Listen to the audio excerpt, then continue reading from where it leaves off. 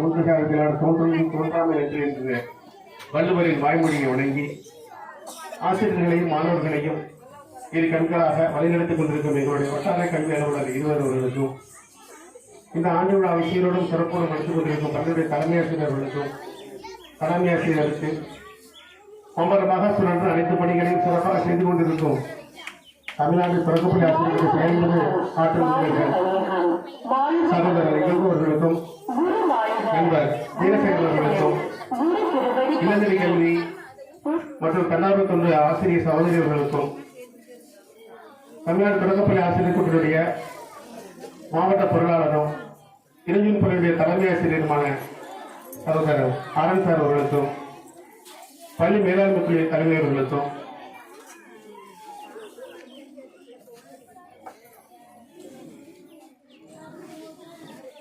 மற்றும் இந்த விழாவிற்கு சிறப்பாக வந்திருக்கக்கூடிய தலைமை ஆசிரியர் சகோதரர்களுக்கும் பெரியவர்களுக்கும் பெற்றோர்களுக்கும் மாணவ செல்வங்களுக்கும் இந்த வணக்கத்தை தெரிவித்துக் கொண்டு கடந்த சில நாட்களாக வெயிலின் கொடுமை வெப்பத்தின் தாக்கம் அதிகமாக இருக்கிறது. ஆனால் இங்கு வந்தது முதல் இந்த பக்கம் குளம், இந்த அரங்கு பந்தல் போட்டால் கூட பந்தல் இல்லாமல் இருந்தால் கூட ஒரு ஒரு ஒரு கொடைக்கானல்ல ஒரு ஊட்டியில் இருக்கிற மாதிரி ஒரு அவ்வளவு குளிர்ச்சியா இருக்கு. இந்த நேரமே எப்படின்னா இந்த பள்ளியில் படிக்கின்ற மாணவர்கள் அந்த நவம்பர் டிசம்பர்ல எப்படி இருக்கும், உண்மையிலேயே இது ஊட்டி தான். அதனால கேரளம் ஒரு சின்ன ஊட்டி இருக்கிற அளவுக்கு இந்த அரங்கம் இருக்கிறது. இந்த பள்ளி அமைந்துள்ளது.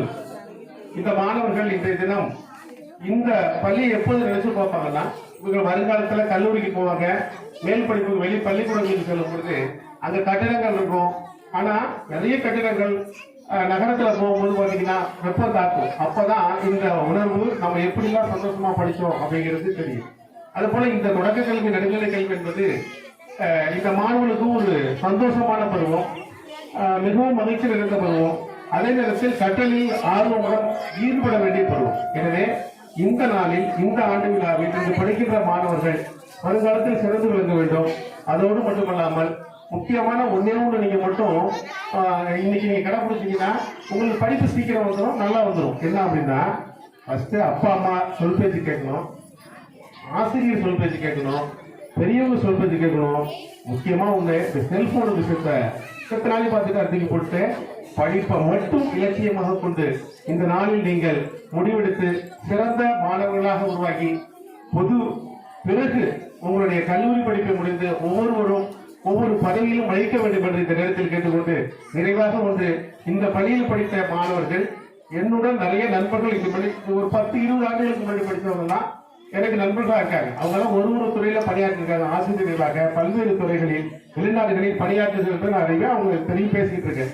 அதுபோல இன்றைய நாளில் இன்றைய மாணவர்கள் நீங்கள் அதே போல உறுதி கொண்டு ஆசிரியர்களுடைய சொல் பேச்சு கேட்டு சிறந்து சமுதாயத்துக்கும் நம்முடைய ஊருக்கும் பெருமை சேர்க்க வேண்டுமா கேட்டுக்கொண்டு நல்ல வாய்ப்புக்கு நன்றி விடைபெறுகிறேன்.